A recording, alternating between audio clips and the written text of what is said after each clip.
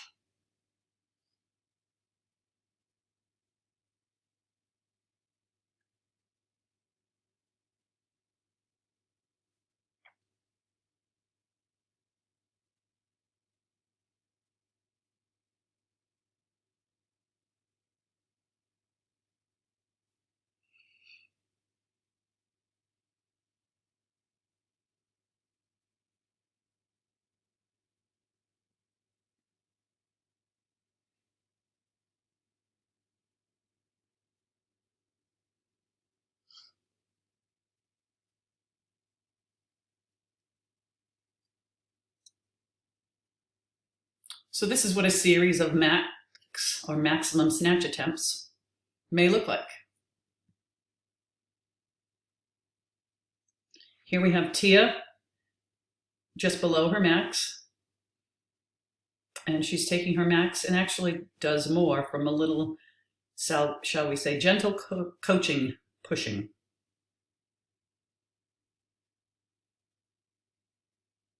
You can see on her face there that she's getting a little frustrated. Part of testing. She makes that one. More weight.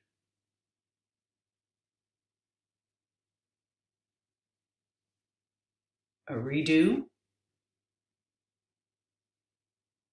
Now she might be getting a little frustrated and intimidated.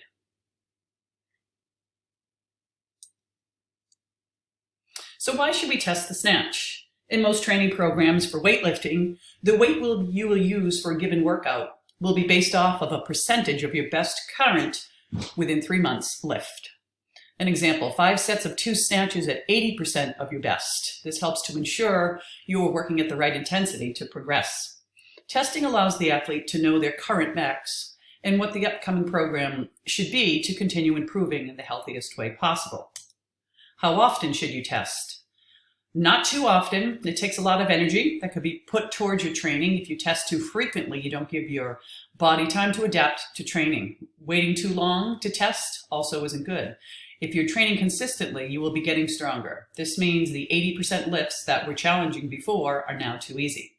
Generally, the time between tests should be about 8 to 12 weeks. Why should you warm up? Faster muscle contraction and relaxation of both the agonist and antagonist muscles, improvements in the rate of force development and reaction time, improvements in muscular strength and power, lowered viscous resistance in muscles, increased blood flow to active muscles, decreased incident of injury, and increase in psychological preparedness for performance. Some basic warm-up principles, general and specific.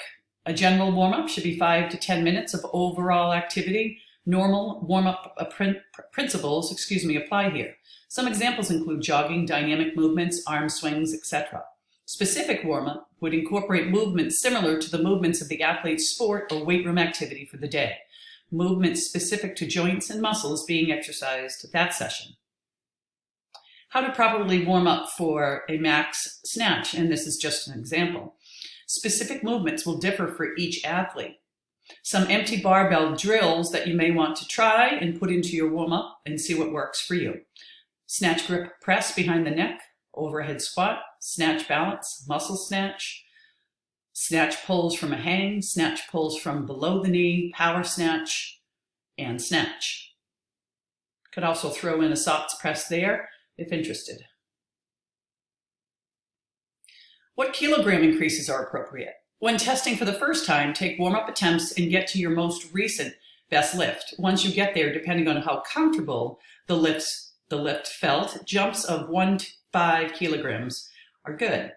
Get input from your coaches and let them help decide. Sometimes the lifter will feel great and want bigger jumps. Even more important for the coach to be the voice of reason here. Sometimes the lifter will be timid, but the coach can see that they're lifting well. And again, here, the coach should step in and make these decisions. When in doubt, err on the side of caution. You can always add another kilo on the bar, but if you add too much and hurt yourself, there is no reward. Testing if you already have an established max. Warm up to the 90 to 95% of last best lift, then try taking new attempts at maxes. The higher your max is, the bigger your jumps will take. For example, if your max snatch is 50, the warm-ups might be 20, 30, 35, 40, 44, 47, and 50. However, if your max snatch is 100, your bigger jumps to take about the same amount of warm-ups could look like 20 kilos, 40, 60, 80, 90, 95, and 100. Try to find a balance between doing enough warm-ups, reps to be ready, but not lose energy for the attempt at a new max. How many attempts should be taken? Different coaches and athletes will have different philosophies and answers to this question. Some people will miss the same weight over and over and over before eventually succeeding. Some people will try once, and if they miss, not try again. We would like the athletes to be somewhere in between. As an athlete, this is something you should be talking about with your coach. How much should I rest in between lifts? Between 2 and 5 minutes to make it more competition-like. Finding a 1 RM is physically taxing and requires a lot of energy. Performing a 1 RM too soon without enough rest can decrease performance of the lift and possibly cause injury. How do I fail properly?